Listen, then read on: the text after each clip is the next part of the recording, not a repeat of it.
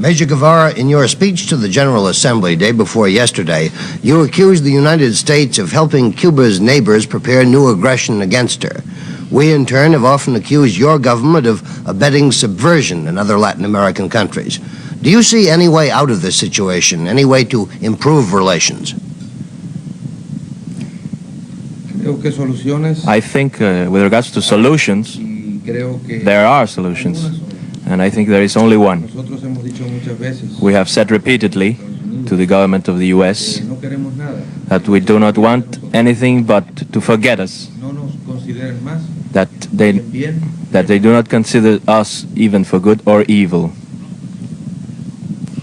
From New York City, Face the Nation, a spontaneous and unrehearsed news interview with Ernesto Che Guevara, Cuban Minister of Industry. Major Guevara will be questioned by CBS News United Nations correspondent Richard C. Hottelet, Ted Schultz of the Washington Bureau of the New York Times, and CBS News correspondent Paul Niven. Major Guevara, you said a moment ago you would simply like us Americans to forget Cuba. Your speech the other day suggested that you can't forget us. You consider us a hostile government 90 miles away. How can you expect us to forget you?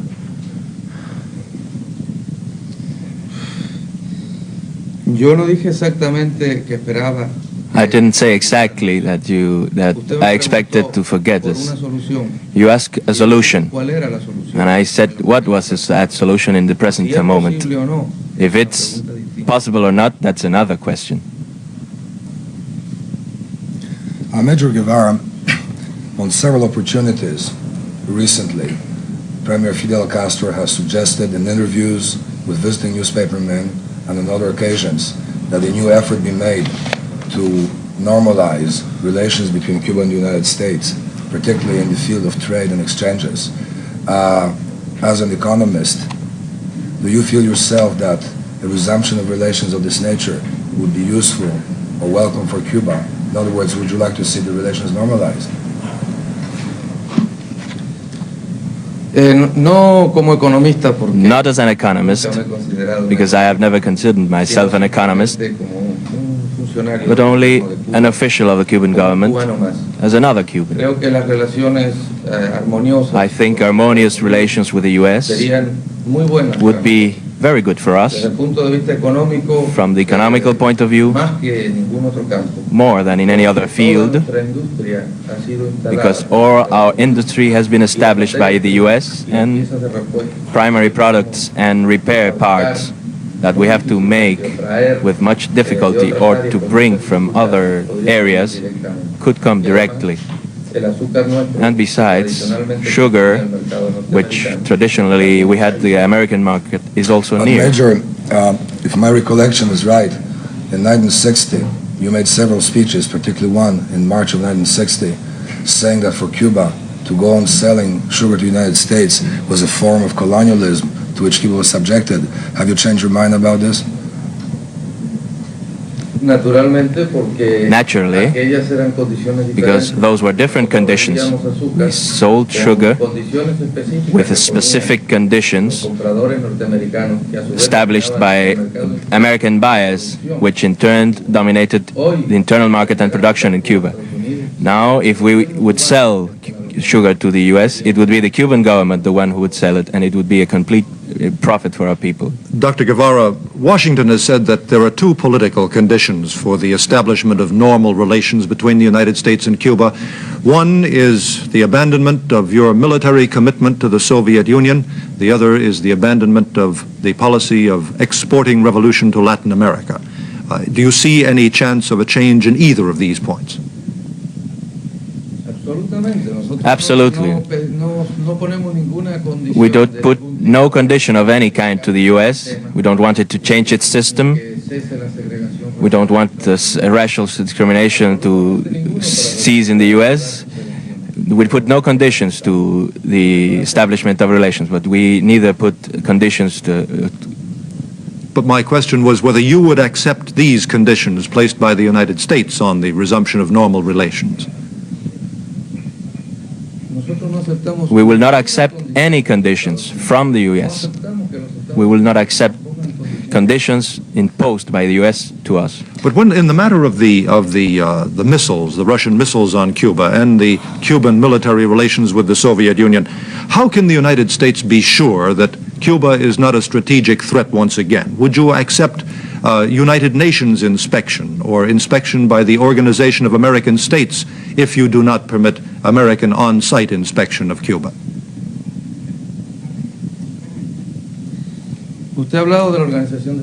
You talked about the Organization of American States.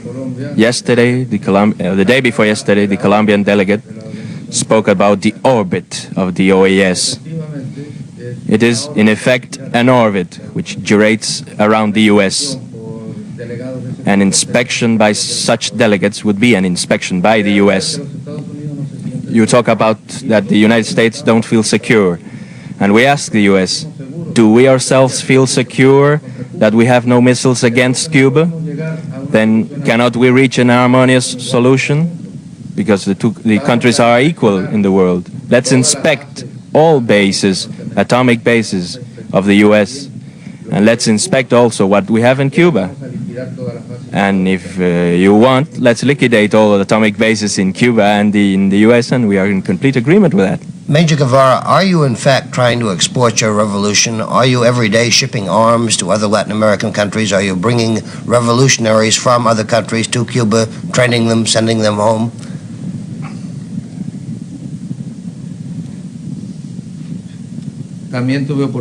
I also had an opportunity to say at the Assembly, and I can repeat it emphatically now, revolutions are not exportable. Revolutions are created by oppressive conditions which Latin American countries exercise against their peoples. And there comes rebellion. And afterwards, new Cubas will emerge. We are not the ones who create revolutions. It's the imperialist system and its allies, internal allies, the ones who create revolutions. But does not your attitude toward the present government of Venezuela, which is considered in many other countries leftist and progressive, suggest that you consider any government oppressive which is not communist? In absolute, no. What we consider is that the Venezuelan government is not a leftist government, has nothing of a leftist government. It's an oppressor, an oppressive government, is a murderer. He murders them in the peasant fights in the region of Falcon, for example, where there are military advisors of the U.S. There is in Venezuela today, in spite of the American press does not reveal it. Is there any the Venezuelan government is not a leftist government. Is there any government in this hemisphere which Cuba considers to be progressive? The word progressive is an ambiguous word. There is one government which we keep diplomatic relations, the government of Mexico, with which we have good relations. Our systems are different. We respect their system. We are in a complete harmony up to the date, and I have the hope that it will continue like that. But if you ask me the image of Latin America, there are some countries which oppress their peoples much more, and among the least oppressive, among those which we could have perfectly normal relations without any difficulties, we could have Uruguay, Chile, maybe Costa Rica, but the U.S. do not permit us. But all these countries have broken diplomatic relations with Cuba. Don't you feel yourself isolated when you have no friend at all in this hemisphere? We have a lot of friends, but not among the governments. The friends are in the peoples. And in the last instance, the peoples will be the rulers of those states. If we may change the geographic scene of your friendships, or no friendships in the world, you made a visit to Moscow in November last month. Since the change in the Soviet leadership, we've had the impression here that the government of Cuba had taken a rather unclear position on the difficulties between the Soviet Union and China ideologically. Could you tell us whether, as a result of your visit, is it clearer or easier for the government of Cuba to adopt a clear position in relation to the Soviet-Chinese problem? You can have the impression that our attitude is not clear, but we have the contrary impression. Our attitude is very clear. In effect, there is a conflict, an ideological conflict, which we all know. We have stated our position in the sense of unity among socialist states, unity as a first measure. And always we argue that unity is necessary because this unity goes in favor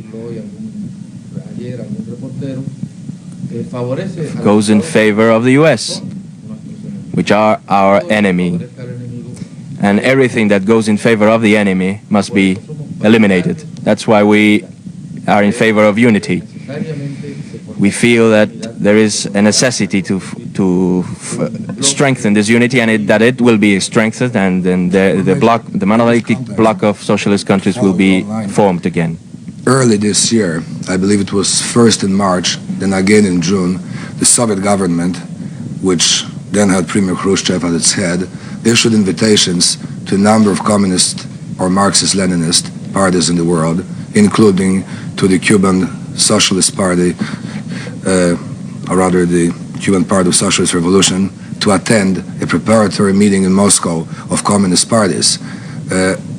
My memory is that the Cuban Party was one of the very few never to have answered the question, the invitation rather. We see today that the Soviet government has renewed the invitation for a March preparatory meeting of communist or Marxist-Leninist countries.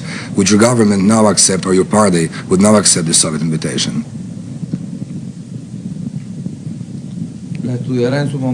It will be studied in the proper moment and we'll give the answer. This is an invitation which is not made to the government but to the party.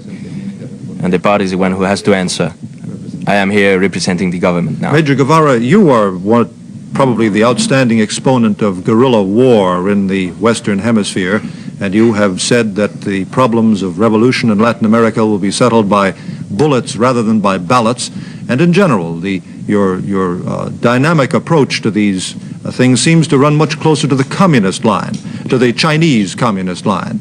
Also, Cuba has never signed the treaty banning nuclear weapons tests in the outer atmosphere, in the atmosphere, and in the sea.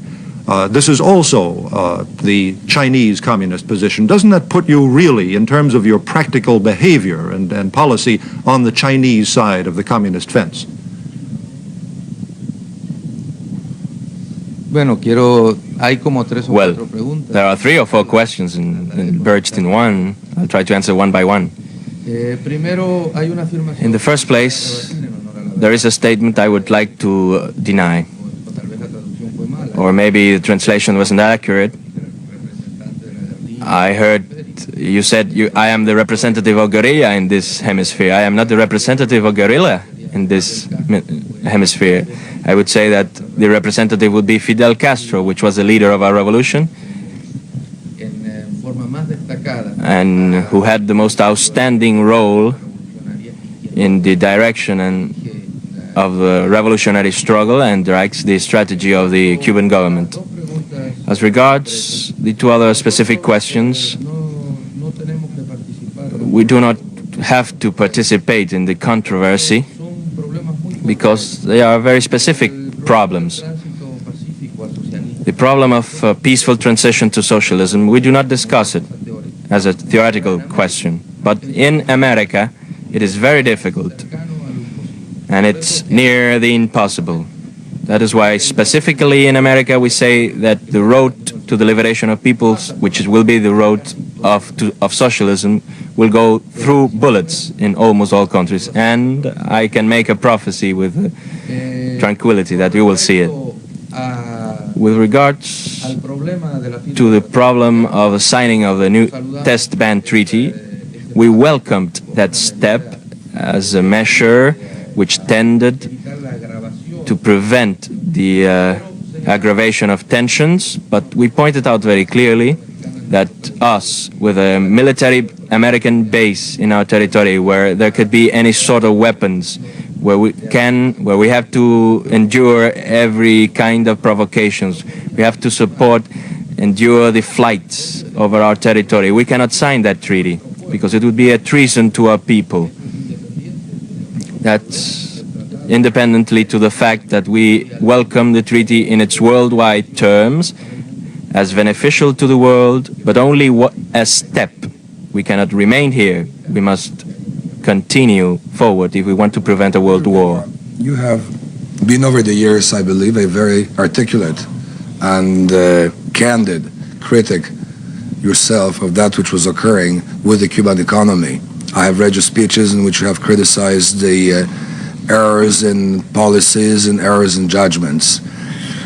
Now that you're approaching the 7th year of your revolution, would you try to assess for us briefly just what is happening to the economy in your country? Do you feel that you might begin to rise from the point where you been? What projection of the economy would you make for 1965? Will it be the 7th lean year or not necessarily? It's a very difficult question. To answer it in a very short moments, I am being bombed by questions of all kinds. I'll try to be very concise and try to explain to the American people. We had a great number of mistakes in the economic field, naturally.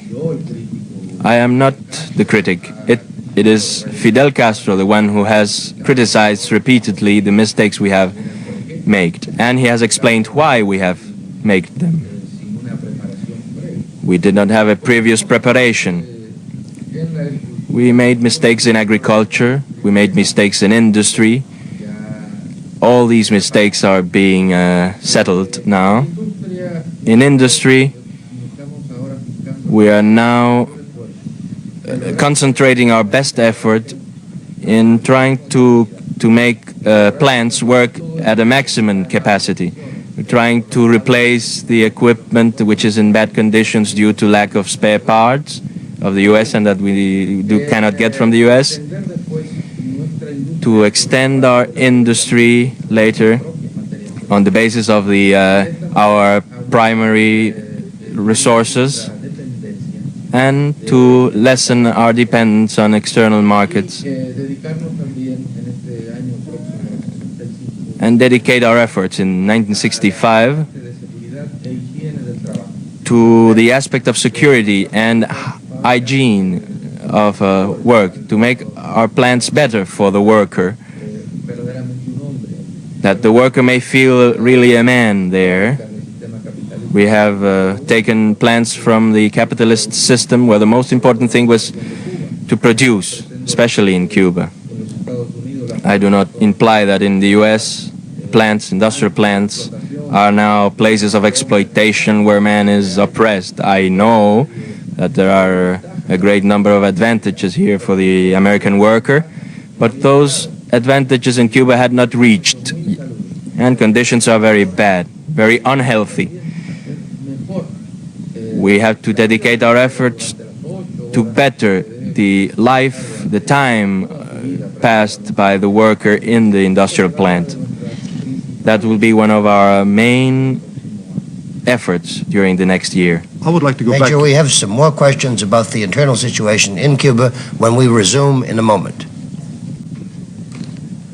Dr. Guevara, you have protested against the presence of the American naval base at Guantanamo and the continued American reconnaissance overflights over Cuba. Will you take any military action, either against the base or the planes?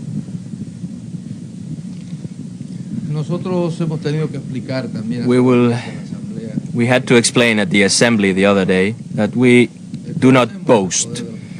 We know the power of the U.S. We do not fool ourselves about this power.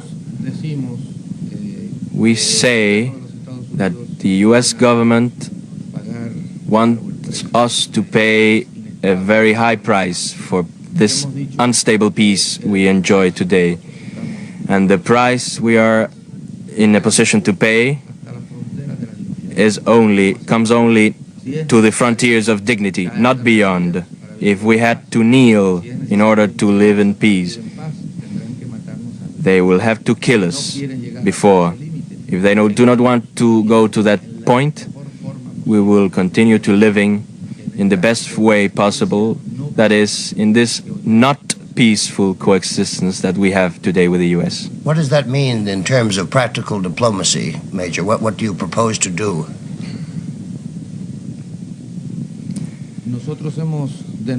We have denounced in all assemblies, in all places where we have had the opportunity to speak, the illegality of flights and the fact that there is a base against the will of the Cuban people.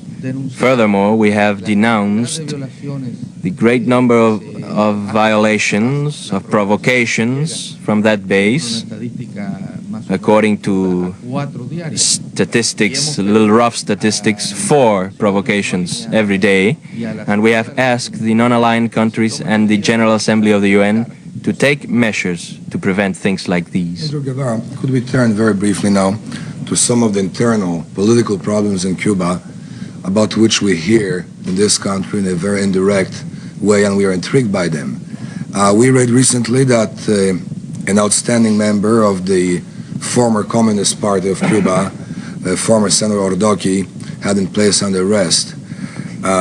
We have heard a great deal about the tensions between the so-called odd-line Communist Party and the 26th of July movement type of group. We learned on Tuesday that Major Martinez Sanchez, who was a close friend and companion of you and Dr. Castro, tried to commit suicide. What is happening internally in Cuba?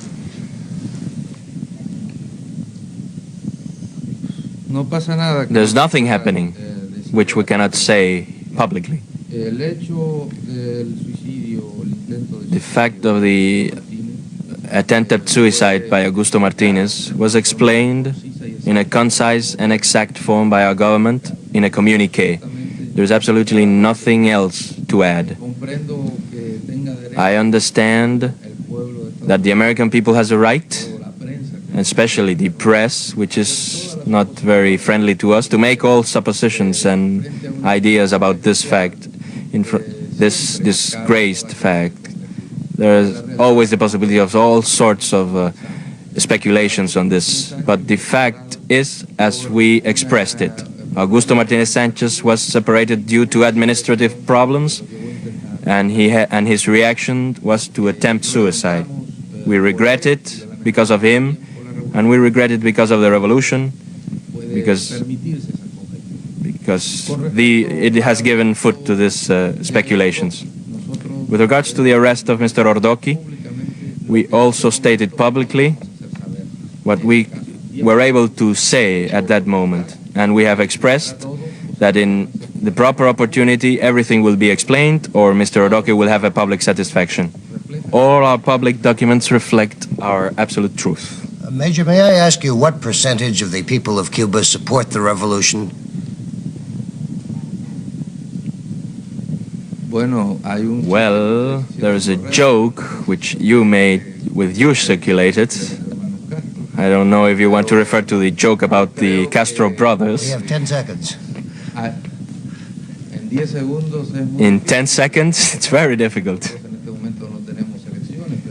In this moment, we do not have elections, but the great majority of the Cuban people supports its government. Thank you, Major I don't know. Guevara, for being here to face the nation. We'll have a concluding word in a moment. Today on Face the Nation, Ernesto Che Guevara, Cuban Minister of Industry, was interviewed by CBS News United Nations correspondent Richard C. Hottelet, Ted Schultz of the Washington Bureau of the New York Times, and CBS News correspondent Paul Niven. Next week, another prominent figure in the news will face the nation.